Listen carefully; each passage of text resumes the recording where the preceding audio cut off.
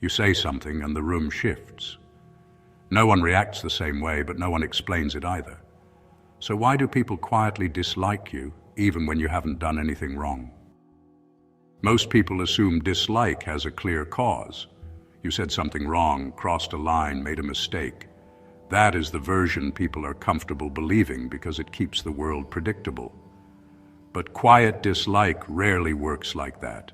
It forms without an event, without a moment you can trace. And when there is no clear cause, you start searching for one, usually in yourself, usually in the wrong place. What feels like a mistake you made is often something you exposed.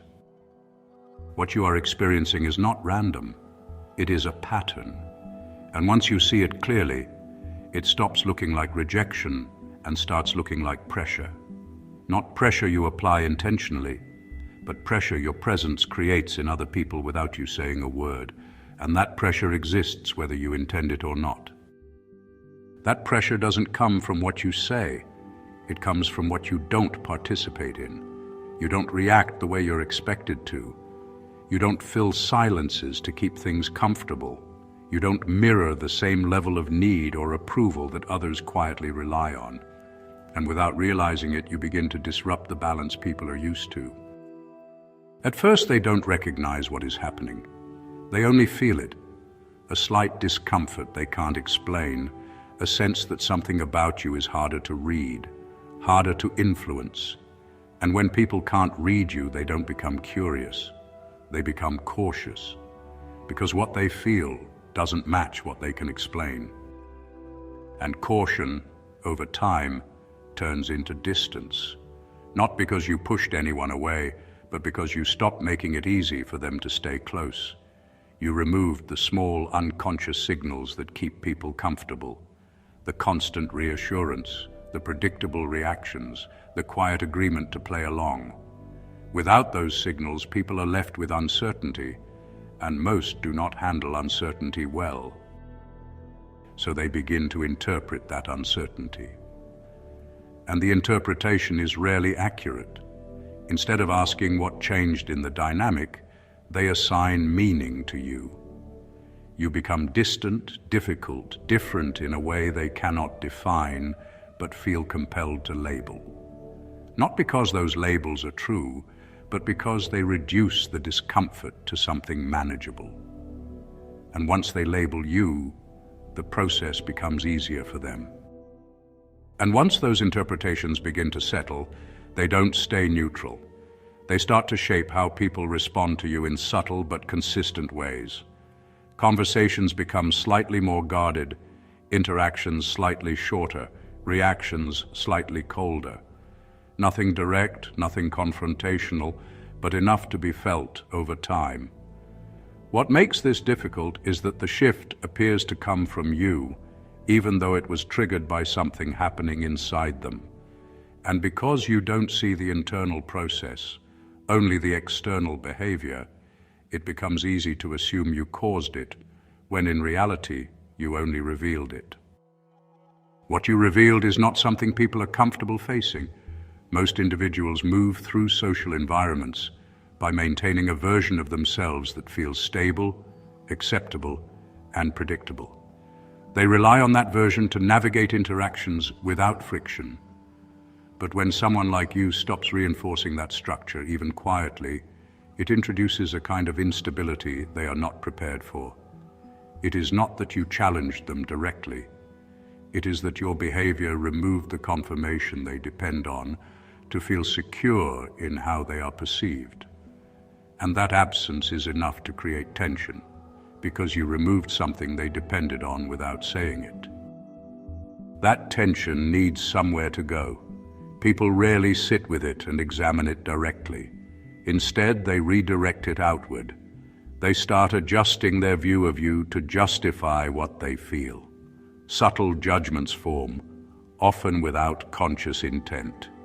You become harder to categorize, less predictable, slightly outside the role they had assigned to you.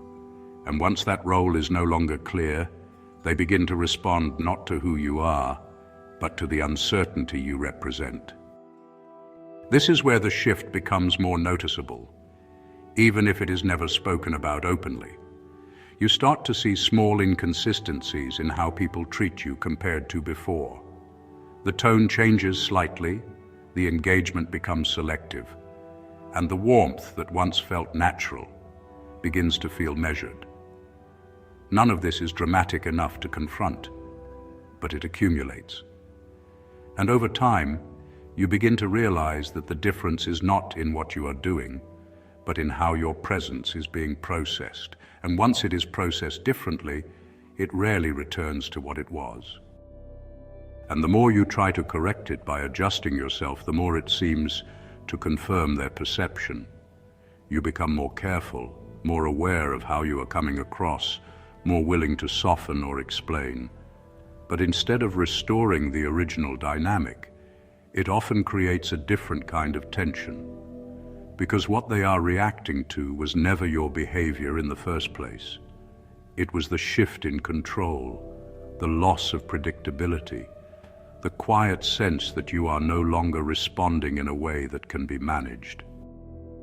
At that point, something else begins to surface. People start to test you in small, indirect ways.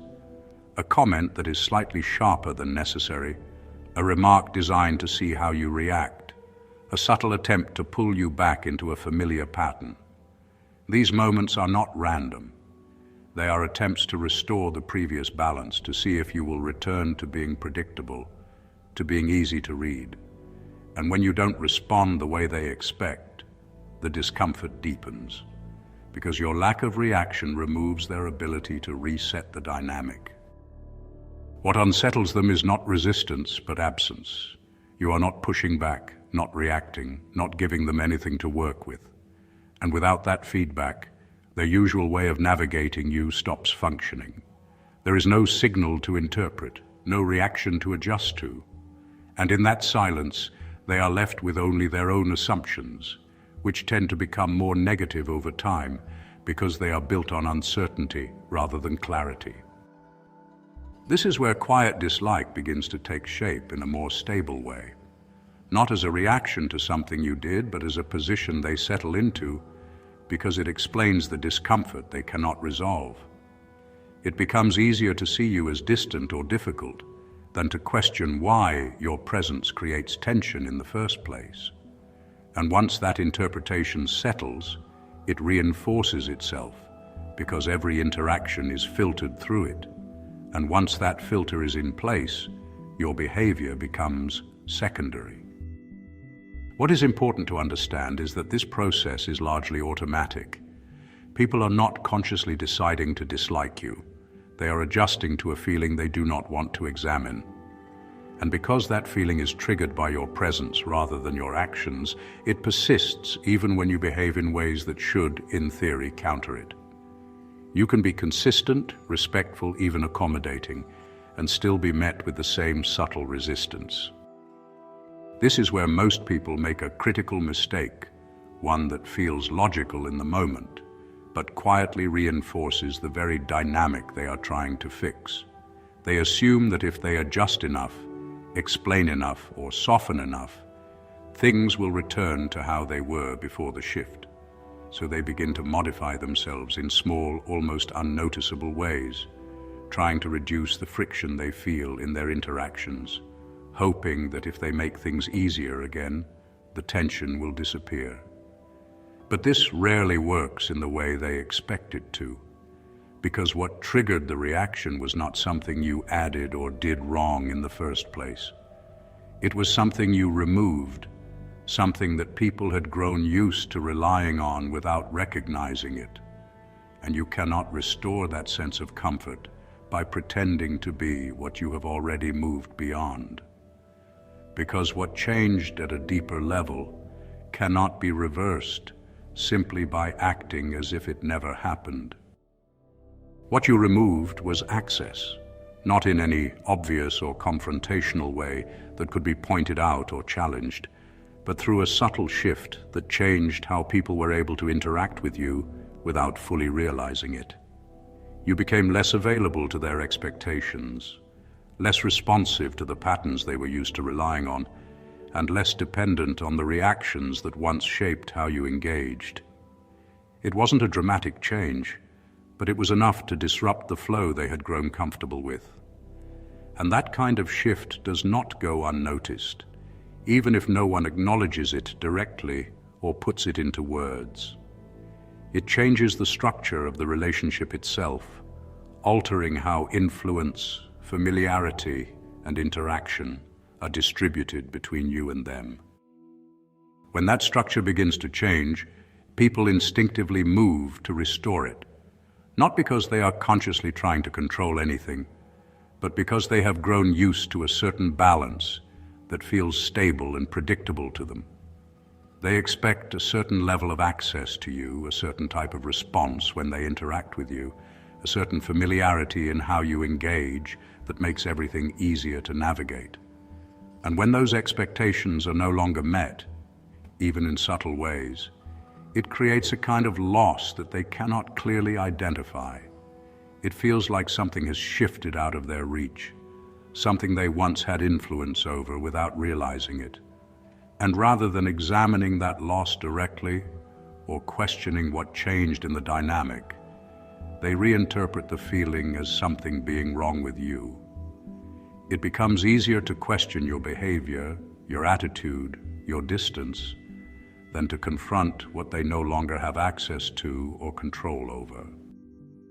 That reinterpretation is what gives the feeling its consistency over time, turning something that might have been momentary into something that feels fixed and reliable. It is no longer just a reaction that appears in isolated moments and fades away. It becomes a stable lens through which they begin to see you, shaping how every action is interpreted before it is even understood. Your silence begins to look like distance. Your restraint is reframed as coldness. Your independence is interpreted as arrogance. Not because those descriptions accurately reflect who you are, but because they serve a function. They allow the mind to close the gap between what it expects to see and what it is actually experiencing, replacing uncertainty with a narrative that feels easier to hold on to. And once that lens settles into place, something subtle but important begins to shift in how everything you do is interpreted. Your actions start to matter less than the meaning that has already been assigned to them, a meaning that now filters every interaction before it is even processed. You can speak with clarity, be direct and intentional, and still be seen as detached. You can remain composed, measured, and controlled, and still be interpreted as indifferent or distant. Even when you make an effort to reconnect, to re-engage in a way that feels natural to you, it can be read as calculated, as if there is an underlying motive that was never there to begin with. Because at this point, the reaction is no longer tied to your behavior in any immediate sense. It is tied to what your presence has come to represent in their perception, something that exists independently of what you actually do. What your presence begins to represent is a break in pattern, something that interrupts the familiar structure people have grown used to without being openly acknowledged. You are no longer participating in the same unspoken agreements that once kept everything smooth, predictable, and easy to navigate. You are not reinforcing the same roles that others expect you to play, not reacting in the same ways that once made interactions simple to manage, not maintaining the same emotional rhythm that allowed everything to flow without friction. And when one part of a system changes while everything else remains the same, the system does not adapt quickly or willingly. It resists that change, not always consciously, but consistently. And over time, that resistance tends to focus on the part that shifted, not because it is wrong, but because it disrupted what everyone else was relying on. At this point, most people understand what's happening, but they don't know how to hold their position without losing control of it. If you've ever felt people shift the moment you stop reacting the way they expect, that's where things start to break down. I've broken that down in something called the art of strategic indifference. It shows you how to stay composed, protect your position, and move without giving people something to use against you. If you want to understand that properly, the link is in the description. And that resistance rarely shows itself as open conflict or anything direct enough to confront. Instead, it appears in quieter forms: withdrawal that isn't acknowledged, subtle exclusion that isn't named, a shift in tone that feels different but cannot be clearly pointed to. It becomes difficult to address because nothing is ever fully explicit. Nothing crosses a clear line, and that is exactly what makes it effective. There is no single moment you can challenge, no obvious behavior you can call out, yet the pattern remains consistent enough to be felt over time. And as it continues, it creates the impression that something about you is off, even when nothing you are doing has changed in any clear or observable way, which is why it feels real but at the same time remains difficult to prove, leaving you in a position where you sense the shift without being able to fully explain it. The advantage, once you begin to understand this clearly, is not in trying to correct how others see you or in attempting to adjust your behavior to restore their comfort. It lies in recognizing something more precise, that not all reactions are feedback meant for you to act on. Some are reflections of something happening within them, something your presence has brought to the surface without you intending to. And when you stop treating every shift in behavior as something you need to fix or respond to, your perspective begins to change in a way that gives you more clarity than before. You begin to see people more accurately, without the need to interpret everything through self-doubt or correction. You start to notice who engages with you as you are, without requiring you to adjust, and who only engages when you are easier to manage, easier to predict, easier to influence. And that distinction, once it becomes clear, changes how you move in ways that are more deliberate and less reactive. Because now you are no longer reacting, you are recognizing. From that point, your focus begins to shift in a way that is subtle at first, but becomes more defined the more you observe it. You stop trying to regain a sense of familiarity with people who were only comfortable with a previous version of you, a version that no longer operates the same way. The need to return things to how they were starts to lose its urgency. You begin to accept that some connections were built on dynamics that no longer exist, patterns that depended on behaviors you have already moved away from, even if that shift was gradual and not fully intentional.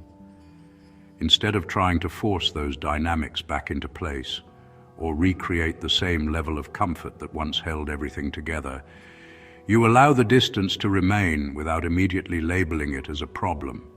You start to see it not as rejection or loss, but as a reflection of what has actually changed beneath the surface, both in you and in the way others respond to you. And once you accept that, the dynamic begins to reveal itself with much more clarity than before. What once felt confusing or difficult to interpret starts to organize into something more precise.